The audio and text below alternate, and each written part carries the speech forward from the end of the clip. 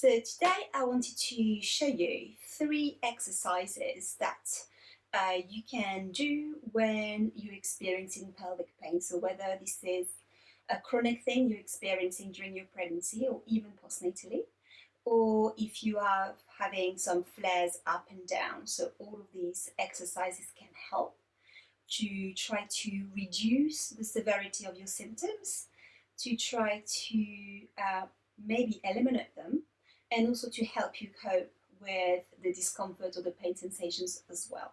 So we're going to do 3 different things with some various props. So first one, we're going to do something on the floor with either a bolster. So if you don't have a bolster, I think it's one of the best investments you can make during pregnancy. They're about £40. You might find some a bit cheaper. If you don't have a bolster, you can also use your pregnancy pillow if you have one. So this is one. This is like a Dream Genie one, which I folded. Or if you don't have a pregnancy pillow, you can use maybe some yoga blocks or cookery books piled up with a cushion on top. So maybe something like a big pillow like that. So what we're going to do is to come onto our knees. So if you're suffering from pelvic pain, you need to watch the way you come down to the floor. So what we recommend is you come from a standing position, bend the knees. You can caress your thighs all the way down to find the floor with your hands, then both knees together. And then you would come astride your pillow like this. I'm going to do it facing you so you can see better. And so we want to place our pillow or cushion between our thighs, and then we're going to take time to really spread our sitting bones either side of that bolster and ensure that our legs, that our thighs are as parallel, as straight in a line with our hips, so that this is really supportive for pelvic pain, not to create an asymmetry between the two sides of the hips. Now what we're going to do in this posture is actually pelvic floor. Now, you might have done quite a lot of pelvic floor or heard quite a lot about the importance of working with your pelvic floor during pregnancy. And of course, one of the key reasons for that is so that you can develop an awareness and some tone in your pelvic floor, so that after birth, you can work those muscles again, because those muscles will have been strained by pregnancy. But the other important thing is to actually learn to relax your pelvic floor muscles. Now, we tend to think of our pelvic floor muscles like really low, so around the front passage and the back passage and the entrance of the vagina. But actually, the upper part of the pelvic floor really sits quite high up into the pelvic bones, and they will help support it. But also, if it's too toned, it can actually create tension, which can be a cause of the pelvic pain as well, or cause a factor in the fact that it's very sensitized. So what we want to do during pregnancy and after is to learn to tone up the pelvic floor and then to learn to really sit down. So this is exactly what we're going to do. So sitting tall here, and as you inhale, we're going to gently squeeze the bolster with our inner thighs and lift up the pelvic floor in and up. Then as you exhale, very important, releasing the pelvic floor down and releasing any tensions with the thighs. So I like this idea of squeezing with the legs as well, because it might give you a stronger feel of what it is to really release those muscles after having engaged them. So you inhale and you gently squeeze the pelvic floor in and up, gentle engagement of your thighs against the pillow or the bolster. And as you exhale, you release those muscles completely down and out. And because the bottom end of the pelvic floor is sitting so close to the pillow or the bolster, you might actually feel that release down into your privates. So again, let's try it. Inhaling, squeezing in, up and lift. And as you exhale, releasing down and out. Now we can also add arms to reinforce this feeling. As we inhale, we lift the arms up, squeeze and lift, squeeze, gentle squeeze with the legs. And as you exhale, releasing them down. Let's do 2 more. As we inhale, squeeze and lift the pelvic floor, gentle engagement. And as you exhale, releasing, releasing, releasing. Last one, inhaling, gentle squeeze of the legs, gentle engagement and lift of the pelvic floor up, and then completely releasing on the way out.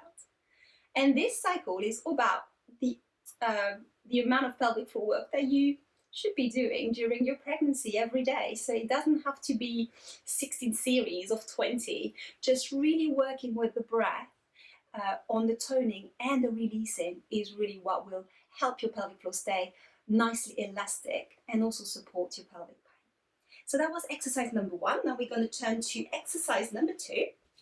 And this one, we're going to use a chair. So I'm just going to grab my prop. So watching the way you transition.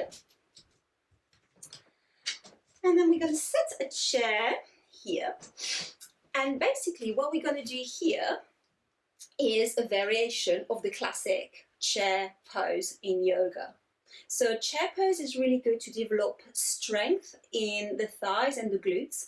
And these muscles basically support the pelvis. And so that can help with the pelvic pain as well, to make sure the pelvis is really well supported. But I like this version with a chair because it gives you a little help and you can use it or not. So this is what we're going to do. So we're going to sit towards the front end of the chair. So you want something with our arms in the way. And we're going to make sure the feet are hip width apart and the ankles are underneath the knees. So we're sitting tall here. And then we're going to go with that same slight engagement action of the inner thighs. So as if we were trying to squeeze that bolster still between our legs, but it's not there anymore. As we lean forward to lift up standing. And then we're going to squeeze again to come back down through a chair pose and then sit back on that chair. So this is how it looks like. So we're going to lean forward, transfer the weight into your feet, squeeze the hips and the inner thighs together to lift into a chair pose and come to standing. And then as we come back down, we sit back down into our chair, gentle squeeze of the inner thighs together as if you were squeezing an imaginary bolster between your legs. You can stay there into your chair pose, then finding gradually the chair and coming back down. And you can go again, inhaling, transitioning up and lifting. And then going back down, gentle squeeze of the hips and the glutes. Come find your chair and sitting down. So you want a smoother transition up and down from your chair. So we can go again as we inhale, transition into your feet, squeeze and push. Strength in the legs. And as you exhale, you sit back down. You can stay into your chair pose if you want for a breath. And then release down. Let's go again last time. Inhaling, lifting up. Gentle squeeze in the legs. If you want to add your pelvic floor here, you can as well. So gentle engagement of the pelvic floor, squeezing the glutes and the inner thighs. And then finding the chair. Beautiful. So that was exercise number 2, strengthening really the supporting muscles. And now we're going to go for exercise number 3. For this one, we need our ball. So same as the bolster, if you don't have a pregnancy ball or birth ball, whatever you call them, exercise ball, really recommend you get one. They are really cheap. I think got that one from Argos, £10. The key thing is to get the right size ball for your height. So what you want to achieve is that your hips are sitting taller than your knees. So this ball is just about right for me. It needs to make sure it's inflated right up. So sometimes we think it's ready and actually it's not quite there. So there's guides on the measurement of the balls that you will need, but this is what you want. Hips standing taller than your knees. Then when we sit on our ball, what we want to do, especially when we have pelvic pain, is to make sure first that the feet are flat on the floor, and that our knees are no further apart than the length of our thighs. So you can just check, we call this, in my classes, golden triangle. So the distance between your pubic bone and your knee, and the distance between both of knees is the same or no wider. So that helps prevent taking the knees too far apart, which can create pain in the hips. Now, finding your position here. And what we're going to do in this exercise is actually circling. So this is really good to help undo tension in the pelvis. So when the pelvis is sensitized and all the tissues are irritated and inflamed, this will help release that tension. And so you can do small circles here, or you can try figures of 8. So front and back, sort of a vertical figures of 8. Or you can try sideways figures of 8. And the beauty with these movements, or you can do U shapes. And basically whatever feels good. So it's trying to find those movements that feel good, that feel like a relief for the body. Because quite often when we have pelvic pain, we lose the enjoyment of movement. But in supported ways, we can regain this enjoyment and this ease of movement. It's just trying to find what feels good. So maybe even closing your eyes to find what feels good. And then the beauty of these movements is that always also help your baby get in a good position. So if you're nearing the end of your pregnancy, this will really help baby engage and get into a good position. So always good substitute for sitting on a chair if you are still working at a desk, or even when you're watching the TV. And then to this, we're going to add a breathing technique to help release those natural painkillers in the body and help with the relaxation of those muscles. And this is the golden thread breath.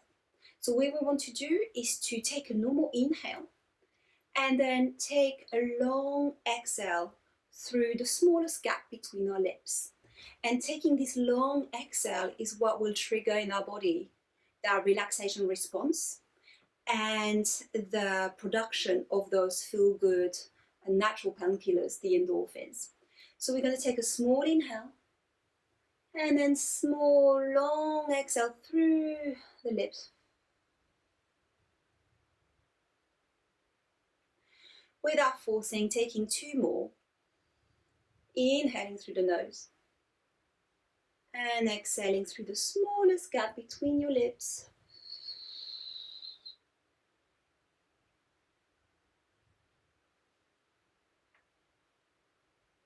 One last time in your own pace. You can do that as many times as feels comfortable, just in an easy way. So try not to overextend your exhale. Don't get yourself out of breath. The point is for this breath to be really soft and easy, going with the movement to soothe the body and to undo this tension in your pelvis, but also in your whole body. And then here we go. So you have 3 exercises you can bring into your daily yoga routine or into your daily life here and there to support your pelvic pain, hopefully reduce your symptoms and maybe getting rid of it altogether. Thank you.